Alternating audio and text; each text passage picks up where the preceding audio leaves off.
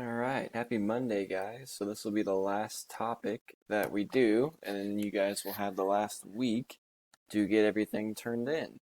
So the last topic is simplifying radicals.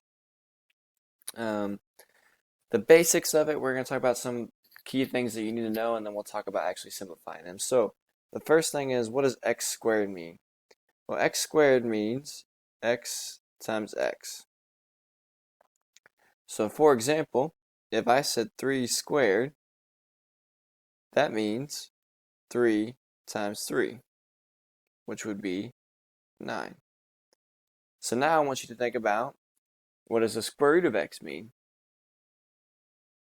Alright, so that's going to be breaking it down into, what can I multiply to get to, or multiply by itself to get to that number. So for example, if I had the square root of 36, thinking what number can I multiply by itself to get to 36? Well, the answer would be 6. So you're looking for pairs here, if you think about it.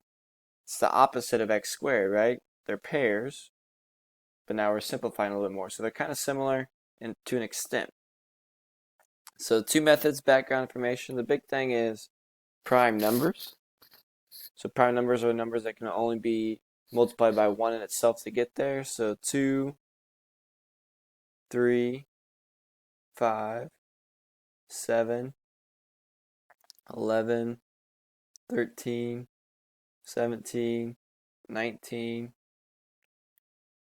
23, 29, and so on. Now, these are the pairs that you're going to be looking for the most part. However, we'll talk about prime factorization of square roots, and I'll get to more simplifying radical terms when it comes to that. But it is nice to know the most basic prime numbers. Now, your perfect squares are what numbers can I multiply by to get to self. So 1 times 1 gives me 1. 2 times 2 gives me 4. 3 times 3 gives me 9. 4 times 4 gives me 16. 5 times 5 gives me 25. 6 times 6 gives me 36. 7 times 7 gives me 49. 8 times 8 gives me 64, and so on. Alright? So when I talk about perfect squares, I'm thinking, 1 times 1, 2 times 2, 3 times 3, those key numbers. And you're going to want to know these because we're going to break it down. So those are two important concepts to think about. So an example, it says simplify each expression. What I use the tree method. I'm going to show you prime factorization as well, or perfect square factoring. So I call this the tree method. However, you can also use perfect square method. So there's two methods to this. If you're going to use the tree method, you think about what prime number goes into 12. Well, usually, guys, the first one to start with is 2. So I'm going to break this down. How many times does 2 go into 12? Well, that would be 6 times. So now I'm going to look at the number that's right here that I have left over. Does 2 go into it again? Well, yeah, it does. So that's another prime number that goes into it. So I'm breaking this down into its prime factors. What prime numbers can I multiply? Well, now I have 3 numbers. They're all prime numbers, but you're looking for a pair. Well, there's 2 2's, right? So that's a pair of 2's. So that number goes on the outside. And the number that's left over, my 3, is what goes inside the square root. So if I did the square root of 12 on my calculator, I would get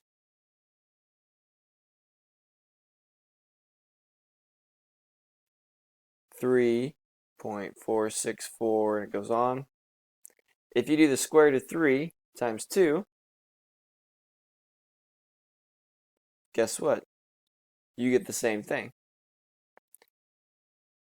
However, we've been using the decimal form. What you're going to see a lot, especially in Algebra 2, is this simplifying radical is what we call it. So now we're going to really focus on these answers. The perfect square method is, okay, is there a perfect square? So we go back to our list. Do one of these numbers go into 12? Well, the answer is 4 goes into 12, right? So I can break this down into the square root of 4 times the square root of 3. Well, then you got to think, what is the square root of 4? Well, the square root of 4 is 2 times the square root of 3, which would be 2 square roots of 3. So you can think about this in the tree method, which goes to prime numbers, or you can think about the perfect square method. So I want you to try this one by yourself using either method.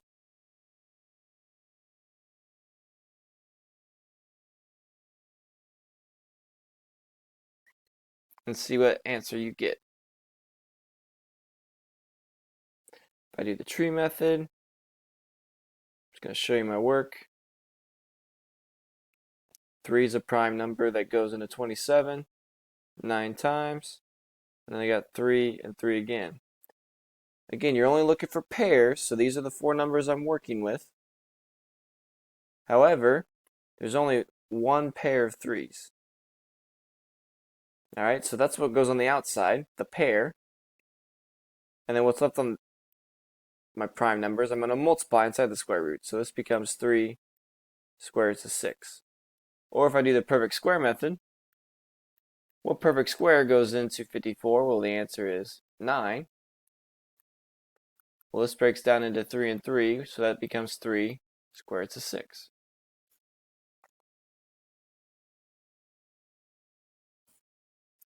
This one gets a little bit harder because there's a number on the outside already. Well, that number means multiplying. So what we're going to do is we're going to simplify the square root of 27 first. So we're going to simplify this first. So if you think about our prime factors, the tree method, 3 goes into it 9 times, and then I have 3 and 3 again. So I broke it down into its prime factors. That's a pair right there. So on the outside, I already have a 3, but now I'm going to multiply it by another 3 because that became a pair. And then what do I have left over? I had 1 3 left over. So this becomes 9 square roots of 3. Or instead of doing the tree method, you could think about it in terms of perfect square method. Square root of 9 times square root of 3.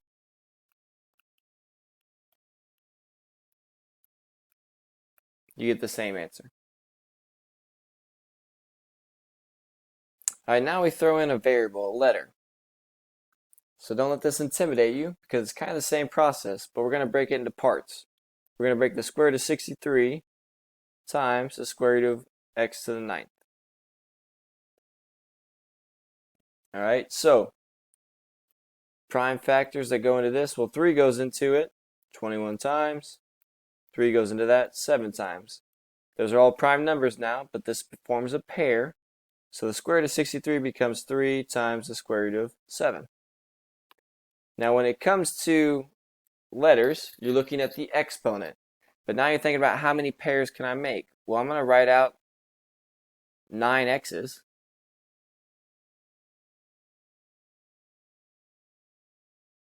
I can make 4 pairs.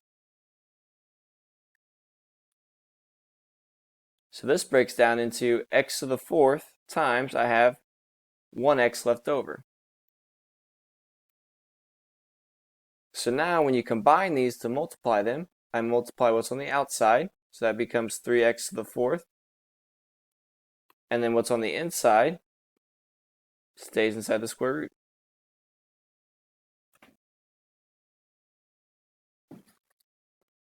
So that would be the answer to that. So now I give you this. Can you simplify this? Well, let's break it down. Square root of 16 times the square root of x squared times the square root of y to the 3rd. Well, the square root of 16 is a perfect square. That's going to be 4. How many pairs can I make out of that? Well, I got 2 x's, so that's 1 pair. So I got times x times, I have 3 y's, so I can make 1 pair. So that means 1's going to be left inside the square root. So now I'm going to multiply what's on the outside, those 4. So it becomes 4xy times the square root of y. Again, the key here is you are looking for pairs.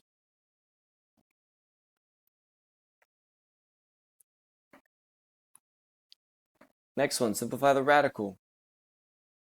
So I have a 5 on the outside, so that means multiplying. I'm going to break this up into the square root of 4 times the square root of x to the 17th. If you don't want to write out 17x's, what you can do is you can divide it by 2. When you think about it, that's going to be a decimal, right? That's 8.5. So that means I'm going to have 8 x's that I can pull out, 8 pairs, and I'm going to have 1 left over. Don't forget to simplify your square root. This is 2, so it becomes 5 times 2 times x to the 8th. I have 1x left over. So now I'm going to multiply what's on the outside of the square roots. So that becomes 10 x to the 8th times the square root of x.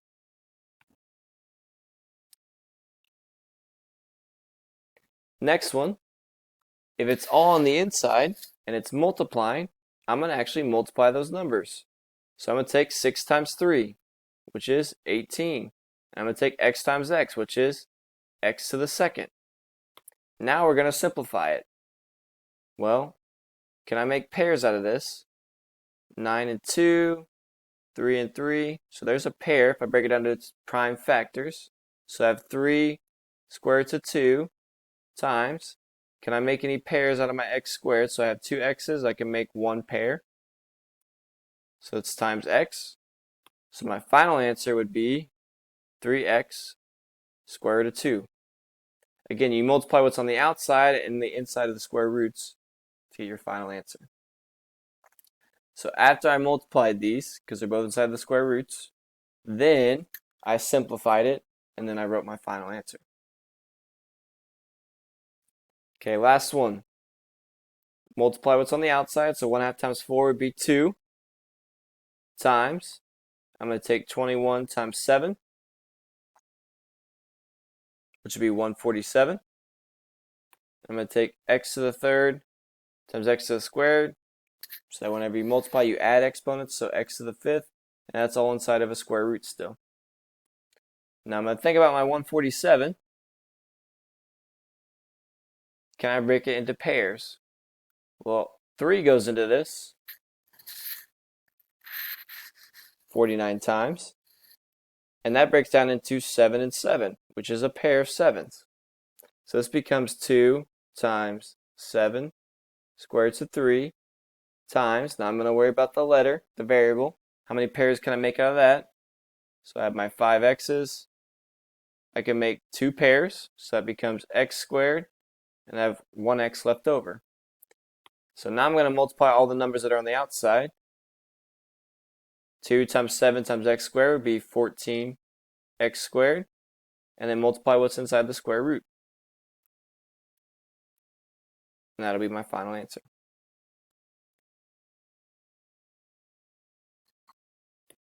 See if you guys can do this one. This will be your one homework problem that I want you to do as practice. And then on Wednesday and Thursday, we'll do a little more dive into actual problems. Today is just kind of a video and getting the hang of it. If you have any questions, just send me an email, okay? Have a good day, guys.